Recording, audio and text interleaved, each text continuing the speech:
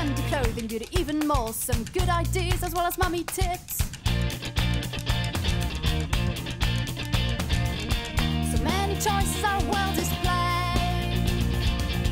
So handy all day, I feel relief. Free. Mode, déco, shopping, bon plan de star. Avec le journaldesfemmes.com, pimentez vos envies.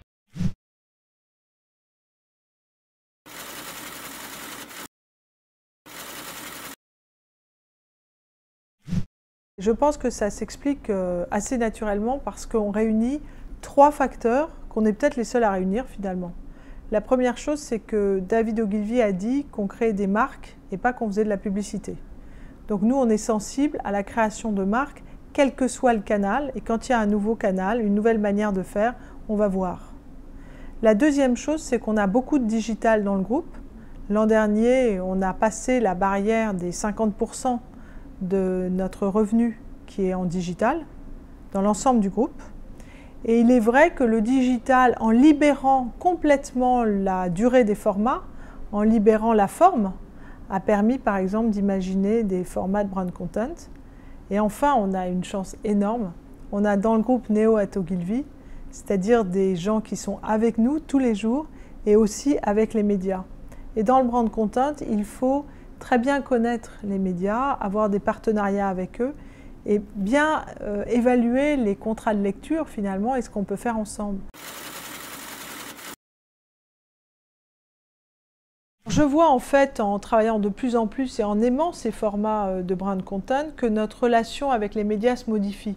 D'ailleurs, je me demande si ce n'est pas une évolution générale du métier. Parce que longtemps, les médias nous ont ignorés. C'est-à-dire que les dernières années, finalement, les médias parlaient aux agences médias. Puisqu'elles leur parlaient performance quantitative, volume, enfin, elles leur parlaient sûrement de choses très intéressantes, mais qui ne sont pas ceux dont on parle aux médias quand on va les voir pour un projet de brand content.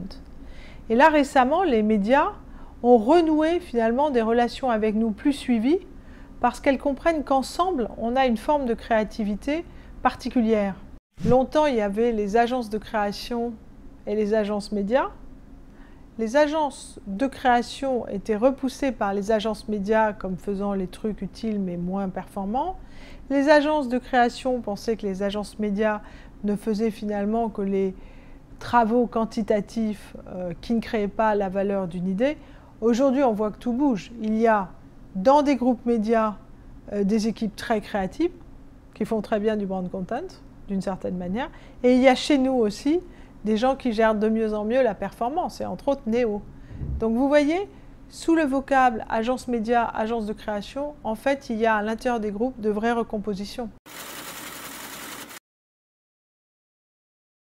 Le digital a permis justement de libérer, c'est la place, puisque dans le digital, vous faites votre présence, vous ne l'achetez pas. Si vous êtes formidable, plus de gens viendront vous voir et vous aurez plus de place. Mais vous n'achetez pas a priori. Donc en fait, on pourrait imaginer des opérations de brand content si le modèle économique en fait avec les grands médias changeait complètement. Par exemple, on pourrait imaginer des opérations de brand content si la manière d'acheter l'espace était a posteriori et à la performance. Par exemple, vous nous donnez quelques minutes comme un format court qu'on achèterait suivant sa performance, par exemple. Donc on peut toujours imaginer, et on y viendra peut-être, entre autres, quand il y aura enfin ce truc formidable qui sera la télé connectée, parce que on va imaginer aussi des opérations de brand content très différentes quand on sera multi-écran dans l'opération, ce qu'on fait de plus en plus. La question, ça sera vraiment la discussion sur le modèle économique, combien on les paye et comment on rémunère finalement entre l'idée et le média, comment on rémunère la performance. Les annonceurs trouvent qu'il y a quand même beaucoup d'innovation minute.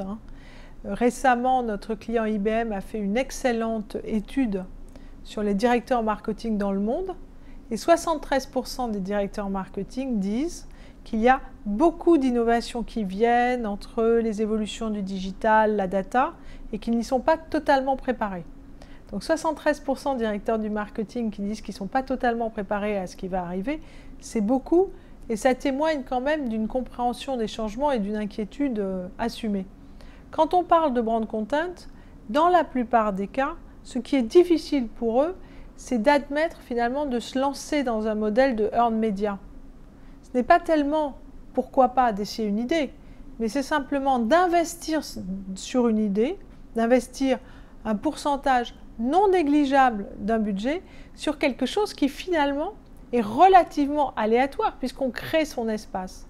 Donc en fait, c'est la confiance dans les modèles de earned media qui n'est pas toujours au rendez-vous tout de suite. Donc mon propos en général avec les marques qui nous suivent et avec qui on a de plus en plus ce type d'expérience, c'est de commencer une courbe d'expérience. C'est de commencer par une première opération, de bien la tester, surtout d'investir dans la mesure en fait, et de savoir au fur et à mesure ce qu'on gagne.